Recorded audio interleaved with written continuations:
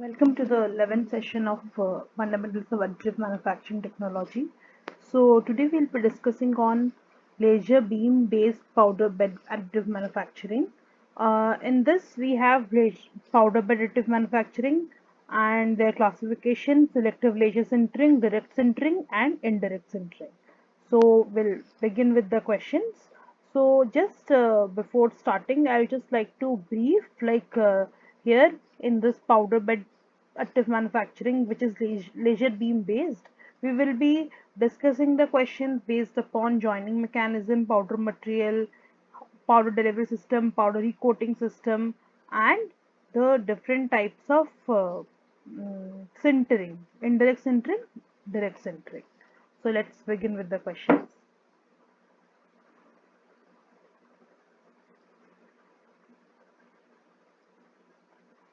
Which of the following is correct for indirect route of selective laser sintering?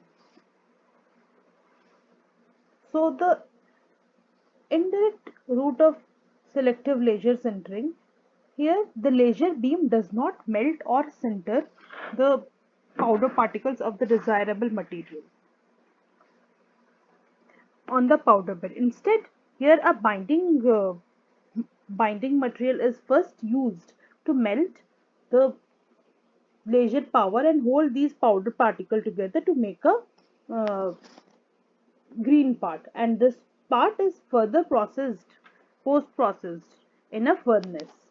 Suppose like this, these are the particles,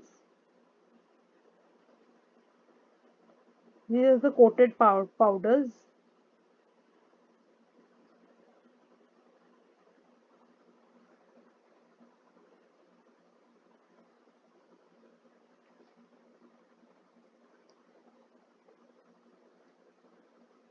Now sintering occurs, and now in this indirect route, what happens is these are the coated powder. Indirect route, the powder material is coated and the mixed powder. This is the coated powder and the mixed powder is these. At the joints you will have some other powder material.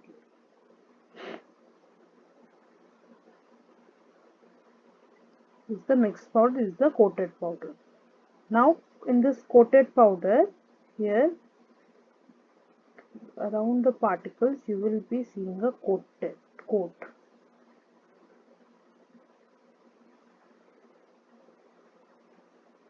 And here this is the mixed.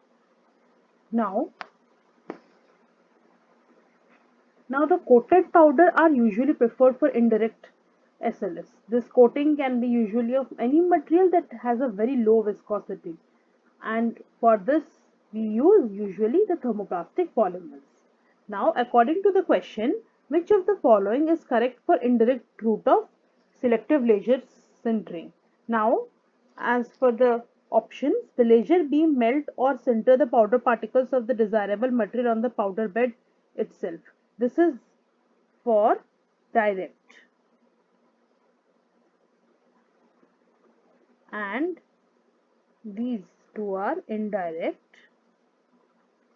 This is also post processing is required for indirect, while the correct options are option B and C. In indirect, the final part is produced by post processing of the green part in a furnace, while in a direct case of direct route, the laser beam melt or sinter the powder material particles of the material on the powder bed itself, and no or very less post processing is required for the direct route. So according to the option, the correct options are option B and C, where the direct sintering doesn't occur and the final part is produced by post processing.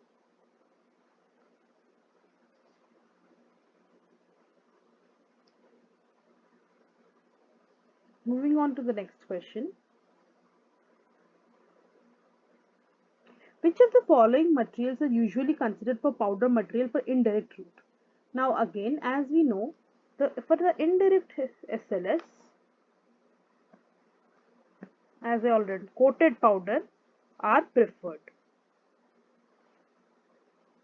Now the is of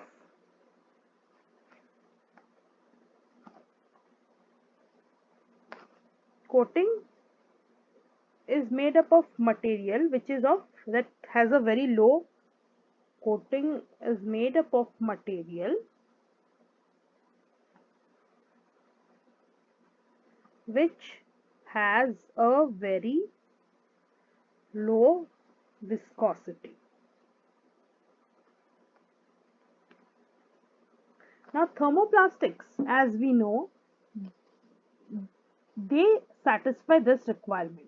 When we heat or soften or melt a thermoplastic material, then and further cool it to solidify, then they pass through a glass transition temperature and the melting temperature. So these can be used as a binder in the powders. Now, why do we need a very low melting point material? This is this is required so that these binders can be easily compacted to produce green parts. So subsequently, when this green part formation is done, then the binder can be easily converted to some other or thermally decomposed, and such such parts or eliminated also. Such parts are known as green parts. For this material, we usually prefer thermoplastic polymers. Now, thermoplastic polymers is the correct option.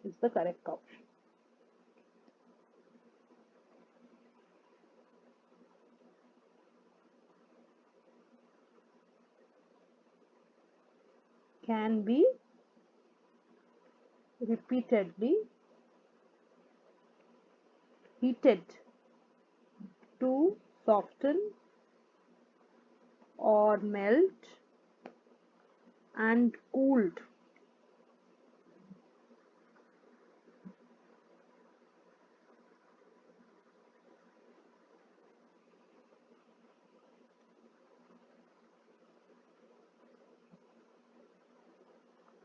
to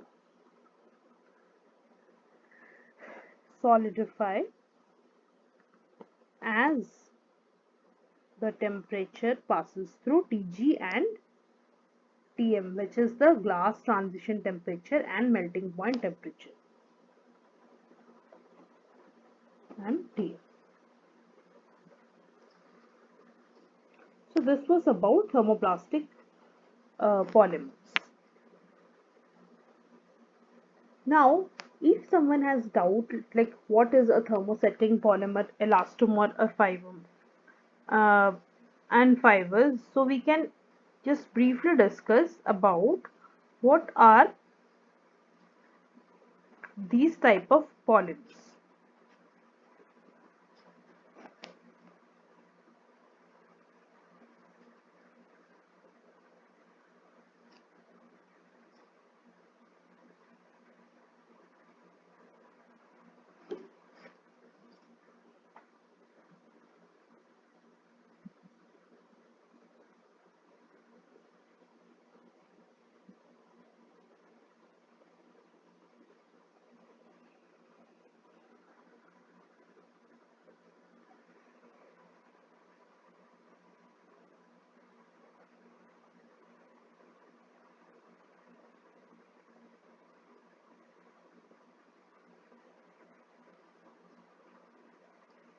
Now, thermoplastics can be melted and thermosets cannot be melted.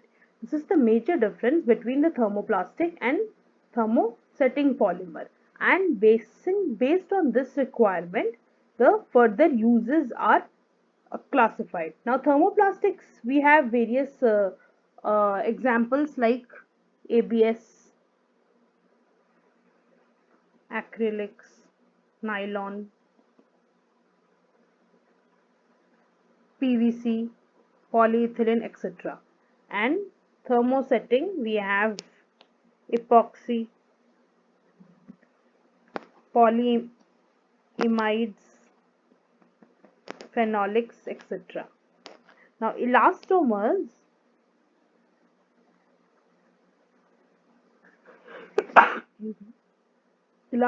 we have rubbers, silicon, polyurethane, etc. And fibers, we have like various type of fibers, glass fibers, carbon fibers, aramid, and many more. Okay, so moving on to the next question. Which of the following are advantages of SLS? Selective laser sintering. No support mechanism required, capable of yielding functional parts and essential final materials. Uncured material is easily removed after a build by brushing or blowing it off, and all of the above.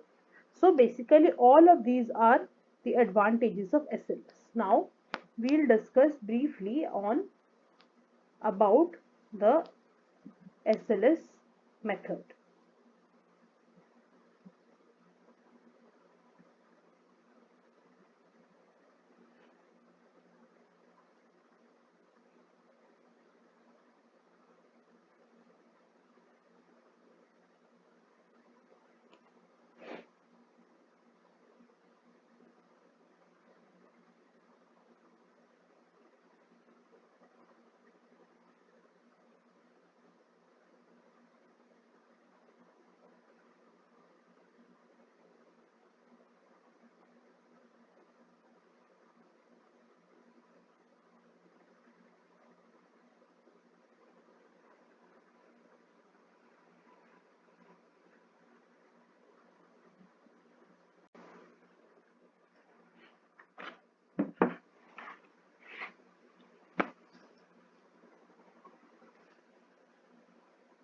Now in the SLS type of selective laser sintering, now in contrast to this conventional sintering, here we do not apply any compaction pressure. Now what happens is when when in this type of, the material is first kept in a furnace. Now after it is kept in a furnace at certain temperature for a certain time, in the second stage of post processing, this is further reheated while, while when it is in direct contact with the infiltrate material, and in this stage the infiltrate material flow by capillary action into the pores of the brown part to produce the fully dense product. Product is done.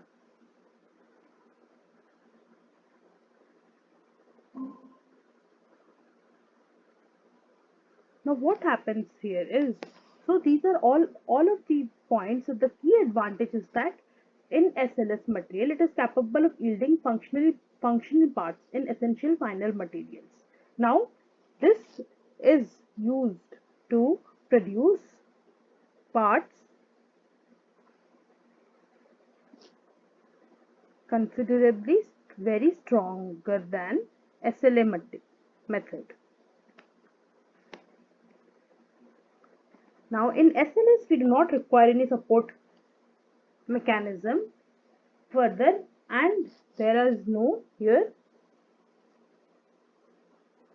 no milling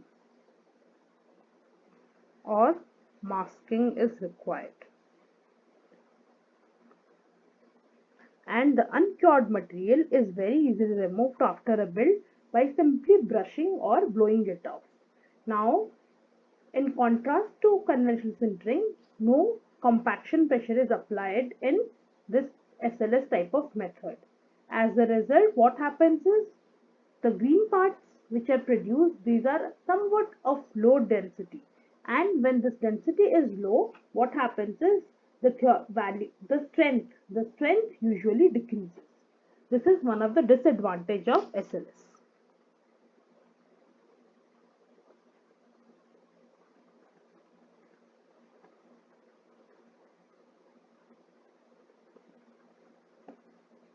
lower density.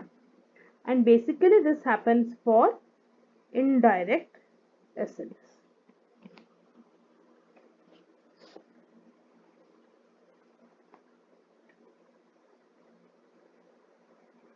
Okay, so moving on to the next question. Which of the following are correct for green parts obtained from indirect selective laser sintering process? Now, we'll again discuss this. In indirect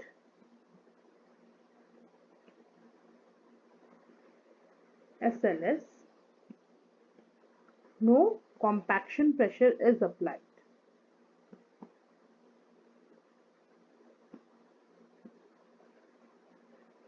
Thus, what happens is the green parts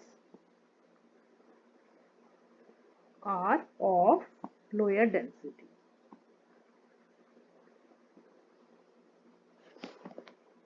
So, this is wrong. The green parts are of lower density. Further, but the parts are isotropic and they're free from internal stresses. But since it is of lower density, what happens is this leads to distortion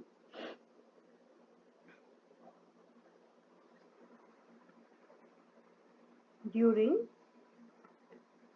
post processing in a furnace, or also it can get damaged during handling, or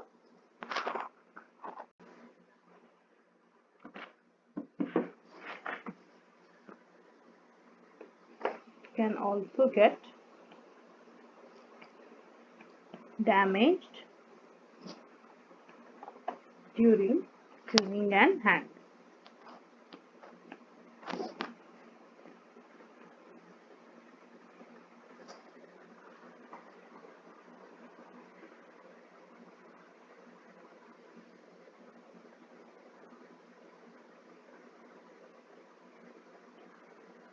Now regarding the joining mechanism, which is sintering, liquid phase sintering, melting, we will be discussing on this further. What is the exact mechanism of all these three processes? Okay, so moving on to the next question. In direct SLS method, the material to be sintered consists of which of the following? Structural powder with a high melting point or low melting point, binder powder with a high melting point or low melting point. Okay, so now first is this is for in the direct route of sintering, we have powder material. Now, in some cases, we also follow the mixed powder technology. Now, what happens in this mixed powder technology? The mixed powder technology, this consists of structural powder and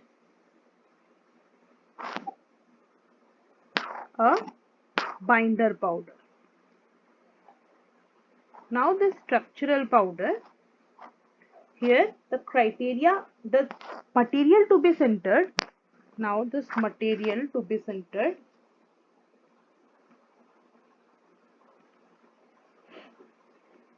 consists of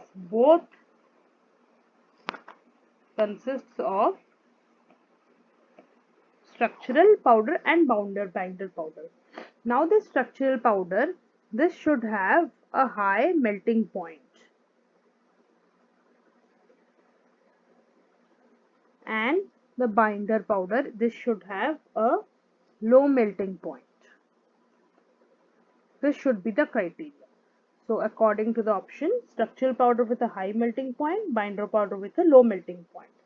Now, for example, suppose if we take the example which is also in the question, NiCN. Now, Here Ni melts at 1455 degrees Celsius and Sn melts at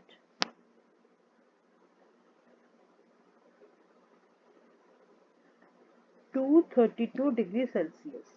Now this becomes the structural and this becomes the binder powder.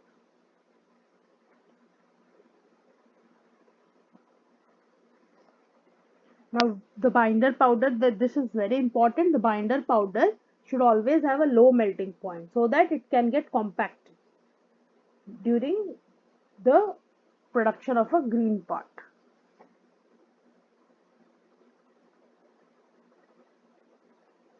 Then the nature of the laser sintering, this will clearly depend upon the characteristics of the powder and the sintering process. Now this is about the powder material. See, we have various types of powder material like coated, mixed, pre-alloyed, polymer, metal. Now here what we discussed, it was about the mixed powder technology. Now this mixed and coated are used in indirect route, while the pre-alloyed, polymer and metal type of powder, those are used in the direct route. Now here we also discussed about, this is the mixed powder, this is the coated powder.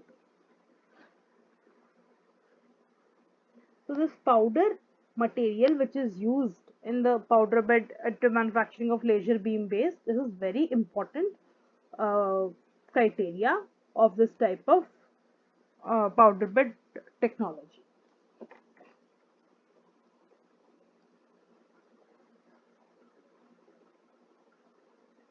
So moving on to the next question, which of the following is not a powder recoating system in the case of powder bed additive manufacturing method?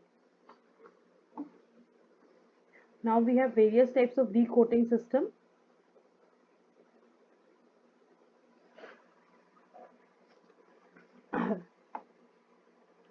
So according to the various recoating systems, blade, roller, electrostatic, these are these are types of the recoating system, while flying optics is not a recoating system. So the correct option is flying optics. Now the recoating system are powder recoating system. These are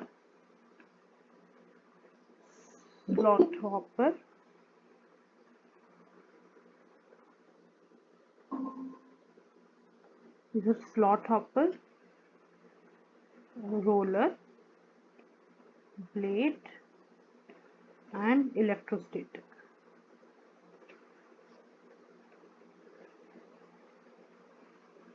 And flying optics is a scanning system.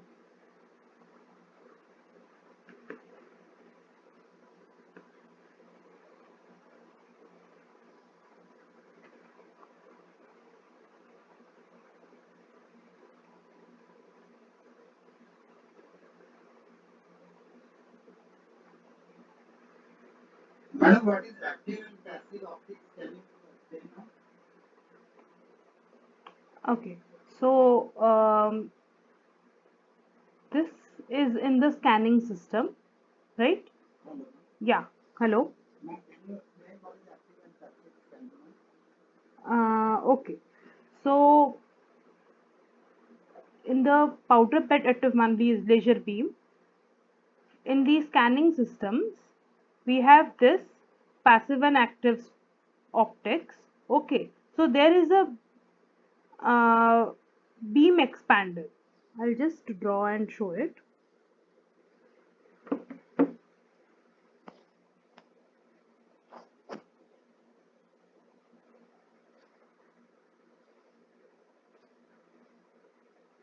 First one is for the passive,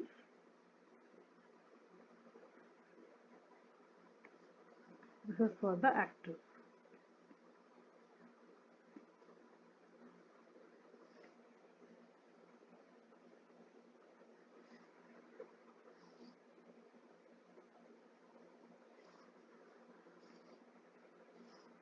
Now, in this passive optics, we have a beam expander. Okay, so here the laser is passed through the beam expander and then further it is passed through the galvanometer scanner. Okay, but in the active optics, after passing it through the beam expander, we further pass the laser through a dynamic focusing module,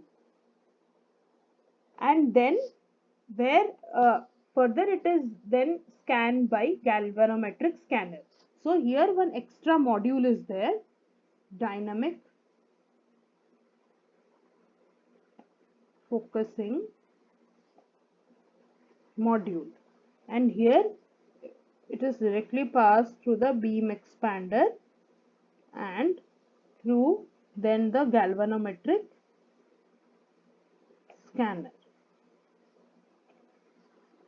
Now here after this it is passed through the beam is passed through the galvanometric scanner. So basing on this sequence of operation or chronology, this is the major functionality difference between the active and passive optics in the scanning system.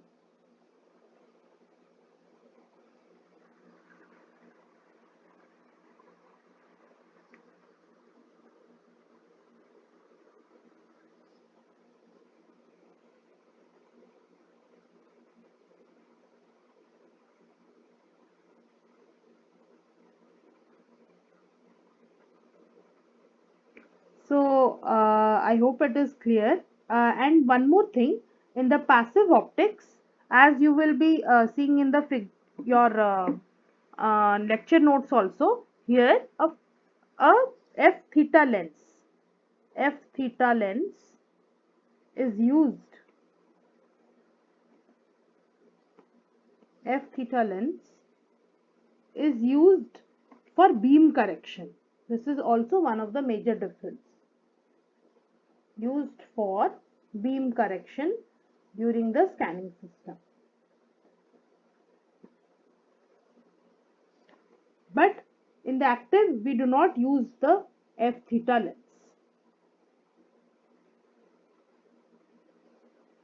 Okay, so is it clear, or shall we discuss further on this?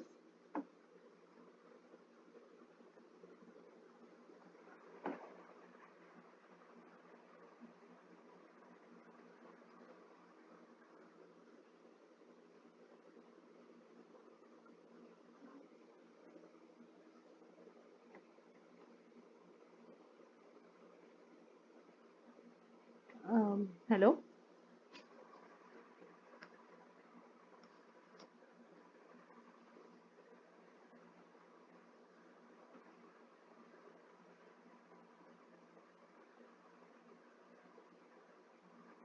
Okay, so we'll move on to the next question.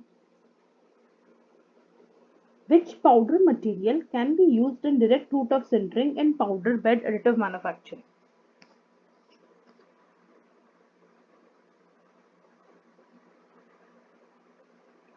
So as we know, in direct route of additive manufacturing, we have pre prealloyed and metal. These two are for the indirect, which we discussed here in the first question. This is the coated powder and this is the mixed powder. This is both, these both are for the indirect type of laser sintering. As you can see here, the powder, the particle is coated, while here it is mixed. It is mixed with different types of powders. Now,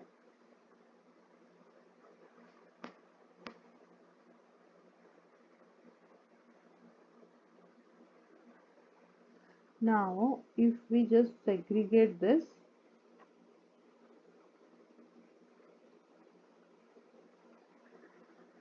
let this the powder material,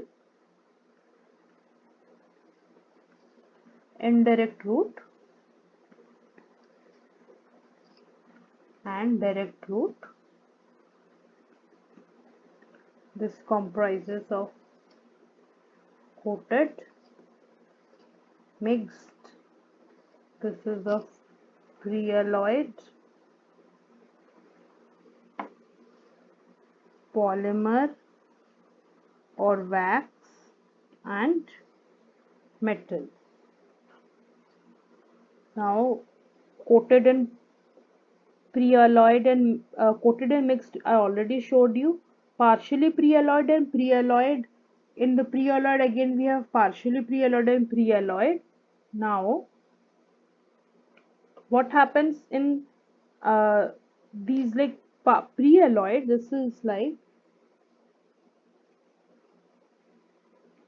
we have this particles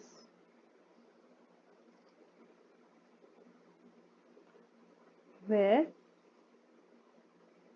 we have some alloys inside, alloy part, some impurities.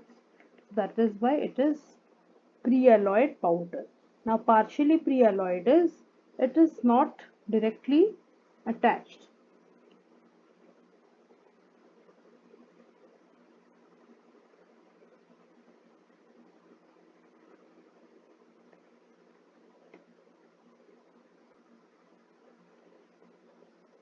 There are some gaps in between and the impurities are somewhat outside.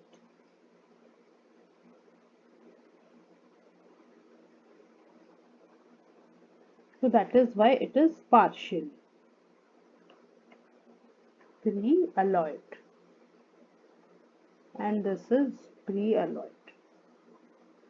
Now basing on, as I already mentioned, the powder material is a very important criteria for the indirect route and direct route of selective laser sintering, and specifically in the indirect sintering, the coated powder, here the material is selected based upon the lower viscosity, so that it has a lower viscosity on heating. Now suppose if we take for the indirect route, which we discussed already, now we'll discuss little bit on the direct route. Now the powder material here can in direct route is used without using any binder. Now what happens is here direct route,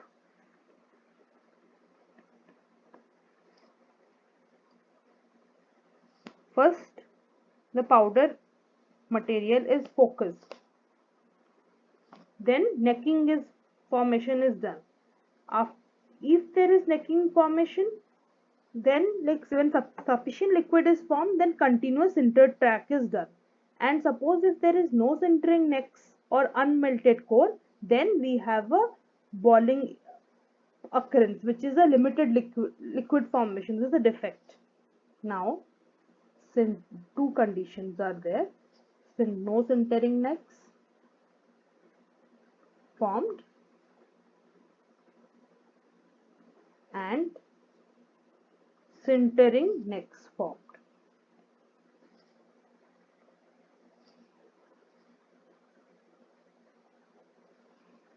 Now this is when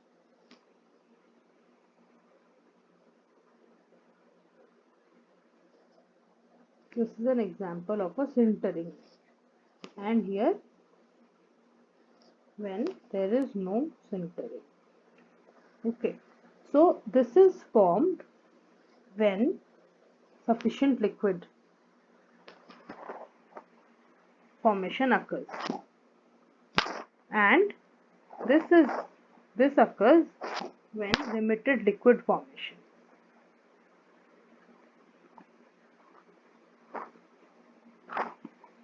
This limited liquid formation is called as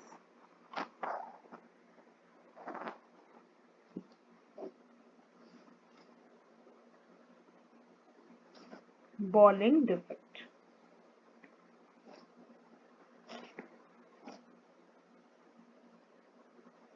Now this occurs due to low laser power. Now what happens in this balling effect is there is a limited amount of liquid and the molten material in the focus spot, this tends to aggregate into a single sphere. It doesn't, this necking is not formed. Now, and usually this diameter of the sphere is equal to the diameter of the beam. Now there are various methods to reduce this effect, such as by use of two-phase metal powder. Now if we understand like what is the exact cause of this balling effect, then we can say that this is due to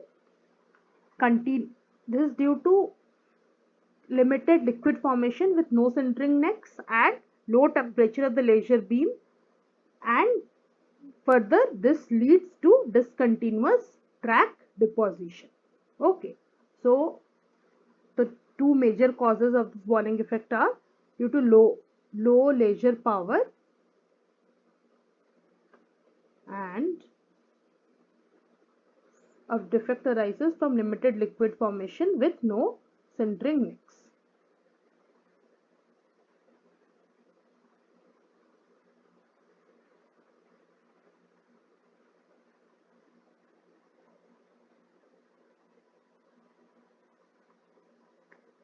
Limited liquid formation with no sintering mix.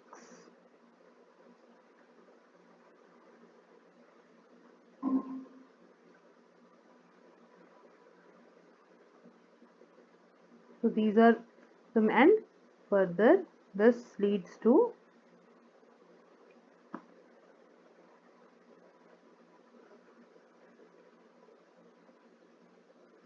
discontinuous track deposition. Continuous track deposition.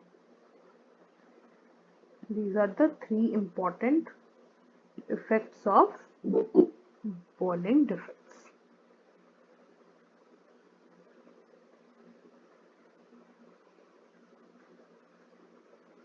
Okay, so moving on to the next question.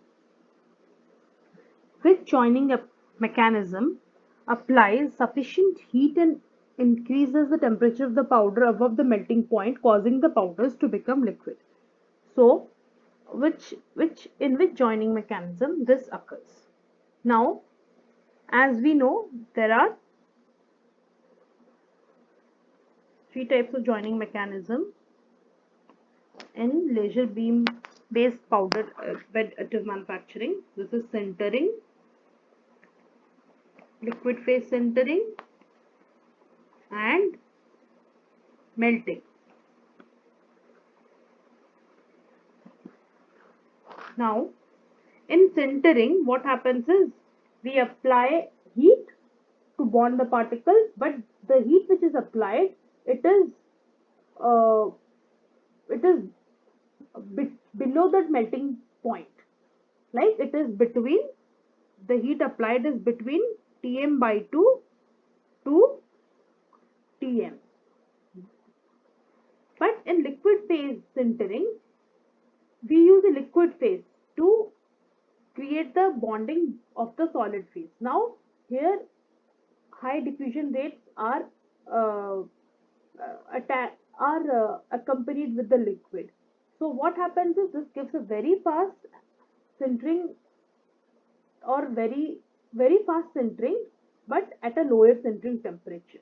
Okay, so here we use different types of powder, which we already discussed: mixed powder and pre-alloyed powder. So this is the, but in melting what happens, we apply sufficient heat and increase the temperature of the powder above the melting point. Temperature above Tm. causing the powders to become liquid. So according to the question, which joining mechanism applies sufficient heat and increases the temperature of the metal above the melting point? This is the correct option is melting. This in the sintering, the temperature is between Tm by 2 to Tm, and here the temperature is above Tm, and in the liquid phase sintering we have lower sintering temperature. Lower sintering temperature.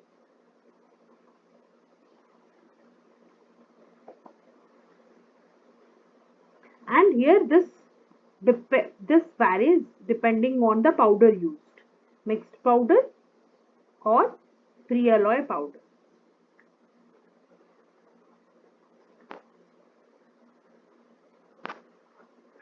Okay, so with this we finish for the today's set of questions. If there are any further doubts, please we can discuss it now.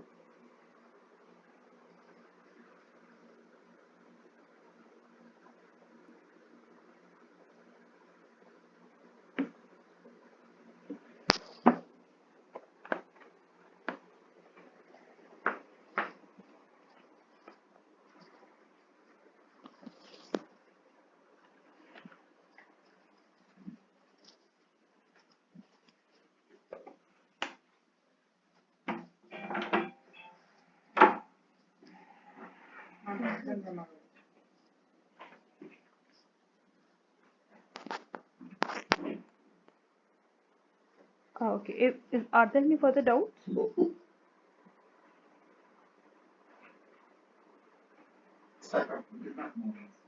Sorry.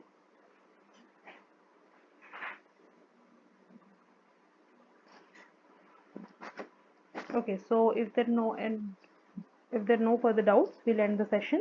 Thank you for attending today's lecture. So let's meet. Yeah. Any questions? Okay, so we'll end the session. Thank you all.